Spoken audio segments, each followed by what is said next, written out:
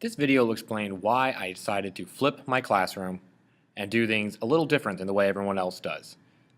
But before we go over that, we need to discuss what is a flipped classroom. A flipped classroom inverts traditional teaching methods, delivering instruction online outside of the class and moving homework into the class. So in a traditional lesson, you spend the majority of your class period lecturing to the students, and then you send them home to complete the work. In a flipped classroom, you put all the videos and lectures online so the students can access them on their own time, and you spend the time in class working on homework, completing classroom assignments, and making sure they understand the concepts. Now, there are three main reasons why I decided to flip my classroom. The first was I felt like I was constantly repeating what I said in my lectures. No matter how interactive I made my lectures in class and how much I tried to keep the students engaged, I felt like I had to keep walking around and explaining it to a handful of students after I explained it to the rest of the class.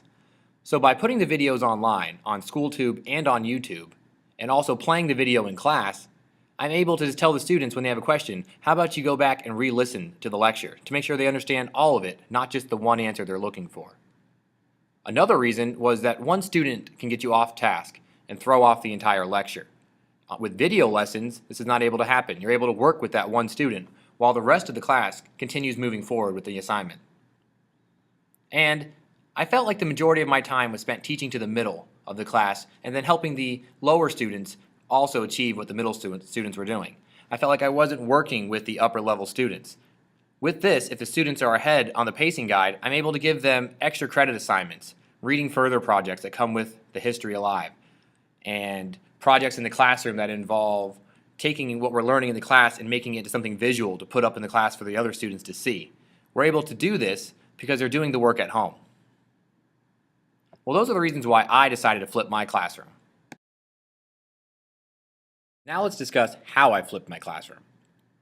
I provide all of my students with a packet in the beginning with the interactive notebook, the section essential questions, and on the front a pacing guide that says what you need to do on each date and where you need to be in the lesson. The students need to remain up to date on the pacing guide, and I walk around daily checking to make sure they are. If you're ahead of schedule, you can complete one of the extra credit projects I explained earlier in the video.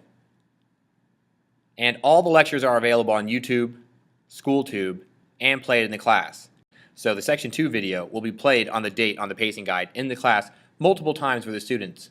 That way they can go at their own rate, finish the lesson, and get it completed on time. Also, they're able to use the textbooks in the classroom, so there's a copy of a textbook on every desk. So when all this is in action, this is what my classroom will look like. Some kids are using their tablets, other kids are using their Android phones. Some students are working in groups of 2, while others work in groups of 3. I try to keep my groups at 3 or less.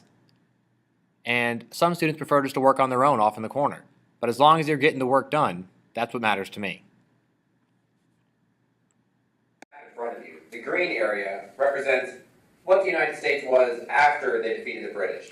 So this is the land we had after the war for our independence. If you look at the red area, that is the area that is owned by France. So let's look at the results after my first unit.